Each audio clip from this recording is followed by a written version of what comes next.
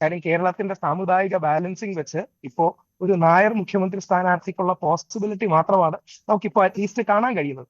മാത്രമല്ല കേരളത്തിന്റെ ഒരു ബാലൻസ് അങ്ങനെയാണ് എന്ന് നമുക്കറിയാം. പക്ഷെ കുഞ്ഞാലിക്കുട്ടി സാറിനും മുസ്ലിം ലീഗിനും അവരെന്തുകൊണ്ടാണ് ക്ലെയിം ചെയ്യാത്തതെന്ന് പറഞ്ഞാൽ അവരുടെ മാന്യത, അവരുടെ മര്യാദ, അവരുടെ മിതത്വം, പാണക്കാട് തങ്ങന്മാരെ പോലെ അവര് നയിക്കുന്ന ഒരു ആത്മീയ ബേസ്, സ്വന്തം താല്പര്യങ്ങൾക്ക് മുകളിൽ പൊതുസമൂഹത്തിന് വേണ്ടി വിട്ടുവീഴ്ചകൾ ചെയ്യാൻ അവർക്ക് കഴിയുന്ന കാര്യം ഈ രീതിയിലാണ്. ഒന്ന് ഓർക്കണം, കോൺഗ്രസ് ആണ് യഥാർത്ഥത്തിൽ ഹിന്ദു വോട്ടുകൾ കൺസോളിഡേറ്റ് ചെയ്യേണ്ടത്. അത് ആ പണി കോൺഗ്രസ് ഏറ്റെടുക്കുന്നില്ല എന്നുള്ളതാണ് കോൺഗ്രസിന്റെ ഏറ്റവും വലിയ പോരായ്മ.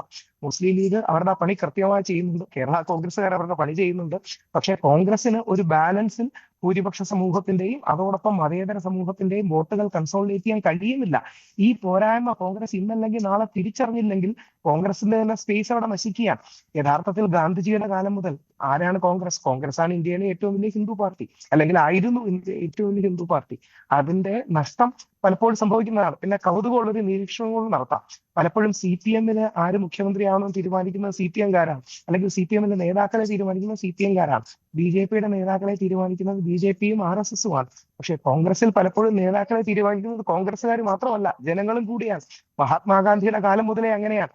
ത്രിപുരി സമ്മേളനത്തിലാണെന്നാണ് എന്റെ ഓർമ്മ, സാക്ഷാൽ മഹാത്മാഗാന്ധി താല്പര്യപ്പെട്ട പട്ടാഭി സീതാരാമയ്യ, അദ്ദേഹത്തെ തോൽപ്പിച്ച് നേതാജി സുഭാഷ് ചന്ദ്രബോസ് വരികയുണ്ടായി.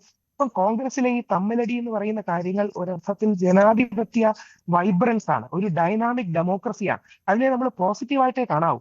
ഈ തമ്മിലടിയെന്നോ കസേരകളിയെന്നോ പറയുന്ന കാര്യം ജനാധിപത്യത്തിന്റെ വൈബ്രൻസ് ആണ്. ഇതാണ് സക്രിയമായ ജനാധിപത്യം. നേരത്തെ ഇവിടെ പല പാനലിസ്റ്റുകൾ പറഞ്ഞതിൽ ഒരു കാര്യം വളരെ കറക്റ്റാ. ഇപ്പൊ CPM-ലെ ഏതെങ്കിലും ഒരു നേതാവിനെ കുറിച്ച് നമ്മൾ നെഗറ്റീവായിട്ടോ മറ്റും പരാമർശിക്കുകയാണെങ്കിൽ അവര് നമ്മളെ അവരുടെ വർഗശത്രുക്കളാക്കും. BJP-യുടെ ഏതെങ്കിലും നേതാക്കളെ കുറിച്ച് നെഗറ്റീവ് പറഞ്ഞാൽ അവർ നമ്മളെ രാജ്യദ്രോഹികളാക്കും. പക്ഷെ കോൺഗ്രസിലെ ഏതെങ്കിലും നേതാവിനെ കുറിച്ച് നെഗറ്റീവ് പറഞ്ഞാൽ പറ്റുമെങ്കിൽ അവർ നമ്മുടെ അടുത്ത് ആളെ അയച്ച് നമ്മുടെ വിയോജിപ്പ് പരിഹരിക്കാൻ നോക്കും. അതാണ് ജനാധിപത്യത്തിന്റെ മാനദണ്ഡം.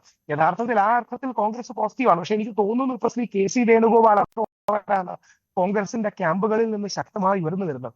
വിശിഷ്യ പൊതുസമൂഹത്തിൽ ശ്രീ VD സതീശനും, എന്നാൽ KC വേണുഗോപാലിനെ പോലുള്ളവർ കോൺഗ്രസ് പാർട്ടിയുടെ ഉള്ളിലും ശ്രീ രമേശ് ചെന്നിത്തല അടക്കമുള്ളവർ ശക്തമായി അദ്ദേഹത്തെ തന്നെ മുമ്പോട്ട് വെക്കുന്നുണ്ട്. വേറെയും കഴിവുള്ളവരുണ്ട്, മുരളീധരൻജിയുണ്ട്, ശ്രീ ശശി തരൂറുണ്ട്. പക്ഷെ സാധ്യത കൂടുതൽ ശ്രീ KC വേണുഗോപാൽ അടക്കമുള്ള ആൾക്കാർക്കാണ്. പക്ഷെ കുഞ്ഞാലിക്കുട്ടി സാറ് തീർച്ചയായിട്ടും ഇവരെക്കാൾ എല്ലാം സീനിയറാണ്. ഒരു കാലത്ത് പലപ്പോഴും ആലങ്കാരികമായിട്ട് കുഞ്ഞുമാണി, കുഞ്ഞാലി അവരാണ് ഭരിക്കുന്നതെന്ന് സുകുമാരൻ നായർ സാർ ദ്വയാർത്ഥത്തിൽ പറയുകയുണ്ടായി. അതായത് രമേശ് ചെന്നിത്തലജിക്ക് താക്കോൽ സ്ഥാനം, ഒരു നായർ സമുദായ അംഗത്തിന് താക്കോൽ സ്ഥാനം കിട്ടണമെന്ന ആഗ്രഹം കൊണ്ട് അന്ന് അങ്ങനെ പറയുകയുണ്ടായി. SFI-ക്കാര് ഉണ്ടാക്കിയ മുദ്രാവാക്യമാണ്. പക്ഷെ സുകുമാരൻ നായർ സാറിനടക്കം പിന്നീട് ഏറ്റെടുക്കുന്നത് നമ്മൾ കാണുകയുണ്ടായി.